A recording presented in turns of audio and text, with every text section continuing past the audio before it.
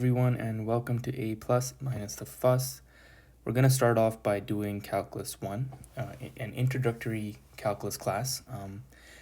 These courses, they'll primarily be focusing on doing a bunch of questions. I think that's the best way to kind of get these concepts across. The more questions we do, the more suitable or a better position you'll be in when you see these type of questions in your introductory calculus class, if whether you're taking it as an upgrade or if you're planning on going to university, or if you are in university and just need a refresher. Let's get started. So one of the first type of questions that we usually see in this course is our questions related to secant and tangent lines. So if we look at this question over here, it says consider the curve described by the function y is equal to x cubed plus x squared minus 2x plus 3. And it asks you to show if these points, minus 1 and 5, 0 and 3, if they lie on that curve. So let's just take a step back here. If, for instance, we were given a graph and you had some function, this function, let's just say, is anything. It could be anything. Basically, it would be easy to pinpoint what points are on that curve. Whether this point could be this point is this, or in fact, if this point is somewhere over here, not on the curve. So, without the graph, this question is asking you to verify that these points are indeed on the curve. So it's a very easy way to check if these points do lie on the curve. If they do lie on the curve, it's called a solution. So for the first one, all we're going to do is we're just going to plug in the x values into your function. So you're essentially taking this value, you can plug it into your function. That's your machine over there. It's going to compute it using this algorithm that's defined over there. And then it's going to spit out your answer. It's going to give you an output, which is your y value, which, if it lies on that curve, is going to be 5. So we're going to be putting minus 1 in, but I would get into the habit of having these imaginary parentheses that I have around the -1 down here. Why do I say this? Because over time, you won't need to do this. Your brain will automatically be able to visualize these imaginary brackets, but what having these brackets does, it actually decreases drastically the amount of human error that we can have in terms of multiplying things, negative signs, adding, subtracting, whatever. So let's just try to get into a habit of initially just having these there, and then later on in time we'll get fluent enough so that we don't have to have them there. So minus 1 cubed plus minus 1 squared minus 2 minus 1 plus 3. And if we compute this gives us a value of 5. So indeed, minus 1 and 5 do lie on your curve. That is a solution.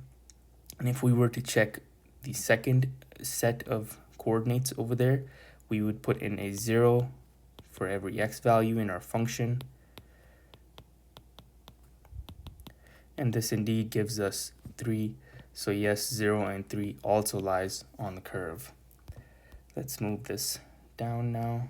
So now part B asks us what is the slope of the secant line through these 2 points.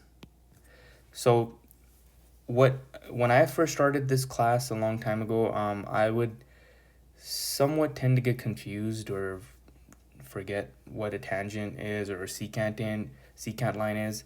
They're both lines, but they both have different applications. So a tangent line is a line on the left of your screen over here where the red curve, if we were to zoom into that little dot over there, it would just be touching a single point on that curve. So that is your tangent line. You can also call it a derivative or instantaneous slope at that point. A secant line, however, is towards your right. If you see the graph, it's the slope when you join 2 points on this curve. So that's what a secant line is, and that's the slope that they're asking for. And if you remember from high school, slope is equal to rise over run, which is equal to delta y over delta x. A delta just means a change. and that is equal to y2 minus y1 over x2 minus x1.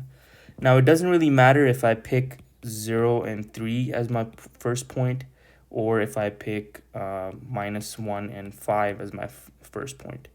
You can have them either way, as long as you have those imaginary brackets set properly, either if you're doing it visually in your brain, or if you're actually writing it out. If you have that set properly, you will end up with the same answer. So if we do it like this, the way I have it set up, where -1 and 5 is your 0.2, then our slope will be equal to 5, which is y2, minus 3, which is y1, and we're going to have x2, which is -1, minus 0, which is x1. This ends up giving us a -2.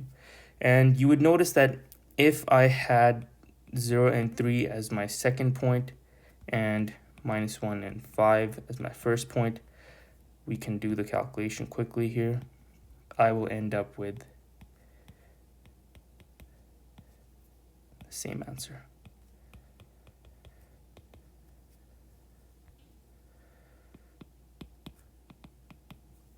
There you go. That's the same exact thing. So now let's move on to part C. So part C is asking us the same question as part B. However, it seems a little bit more tricky because they've given you a point, a coordinate, that has a function in it.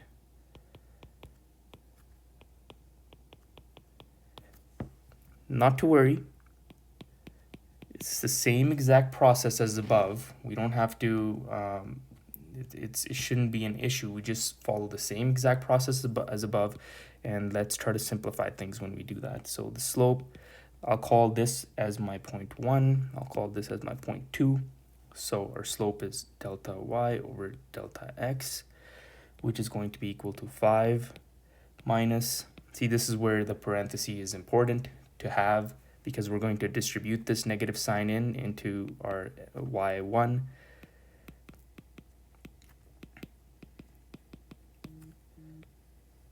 And on the bottom, we are going to have -1 minus x, okay? If we end up distributing that negative sign in, we're going to end up with 5 minus x cubed minus x squared plus 2x minus 3, and that is divided by minus x minus 1. Now, I know that we can clear up the top or simplify the top a little bit. We can subtract 3 from 5. So why don't we just go ahead and do that? We'll go minus x cubed minus x squared plus 2x plus 2. And that's all divided by minus x minus 1. Okay. Now, why don't we pull out a -1 from the top and a -1 from the bottom? It's just easier to see things when they have a plus sign, especially when you have variables next to them. So if I pull a -1 out from the top, it'll be a product with whatever I pulled it out from.